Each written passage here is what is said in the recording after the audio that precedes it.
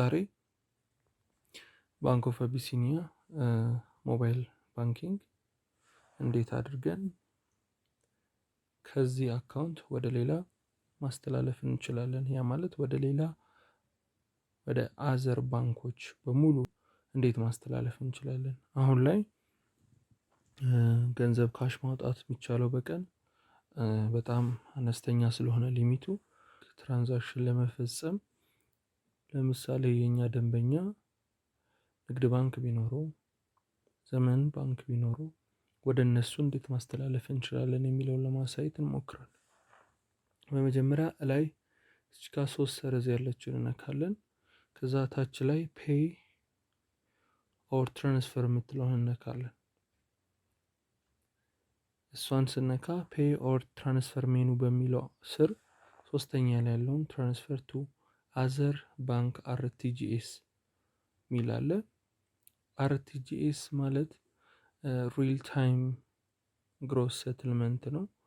ይሄ ፔመንት የክፍያ መንገዶች ሲሆን ማለት በሪል ታይም ወይም በ30 ሰከንድ ከተጠየቀበት በኋላ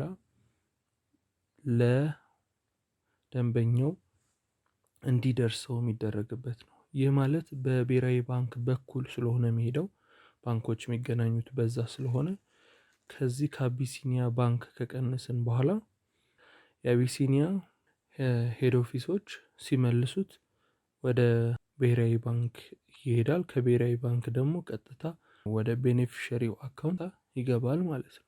ስለዚህ ይህንን የምናደርገው ከጠዋት ጀምሮ እስከ 10 ሰዓት ባለው ጊዜ ውስጥ ነው። ይህ የናሽናል ባንክ ህግ ነው። ስለዚህ ግን ሌላ ጊዜ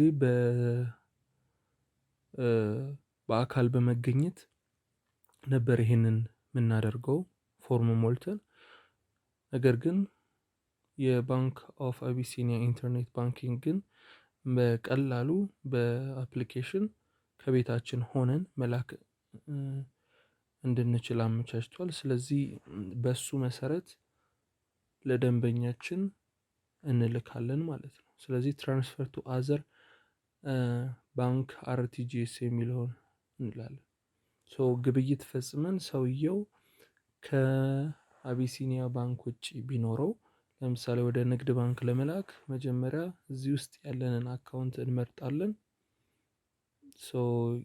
የቤኔፊሻሪውን አካውንት ቁጥር እንጽፋለን።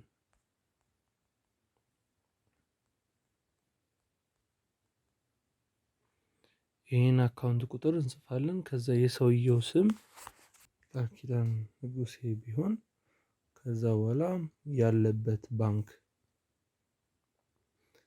ምንልከው ኮሜርሻል ባንክ ከሆነ ኮሜርሻል እንመርጣለን።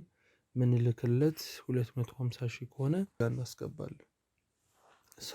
እንዲህ ካደረግን በኋላ እርግጠኛ አካውንቱ ትክክል መሆኑን ካረጋገጠን በኋላ ስሙንም እንደዛው የት ባንክ ነው የሚለውንም ካረጋገጠን እዚህ ጋር ኮንቲኒው የምንለውን ስነካ ፊኒሽ ያደርጋል ማለት ነው።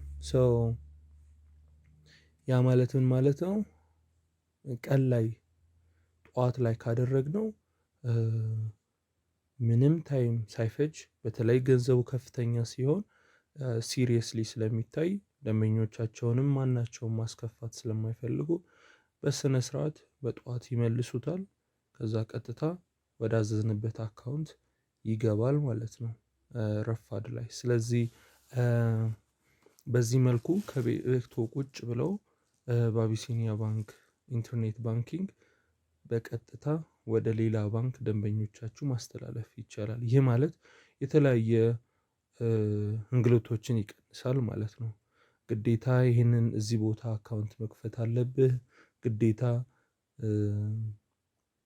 አካውንት ከፍተህ አስገብተህ ትራንስፈር ታደርጋለህ የሚለውን ነገር ይቀንሳል። ስለዚህ ይህ በመጠቀም በቀላሉ ለደንበኞቻችን ትራንስፈር እያደረግን ስራችንን እንድናቀላጥፍ በሚል ነው ይህንን ለማሳየት የሞከርኩት። እንደወደዳችሁት ተስፋ አደርጋለሁ።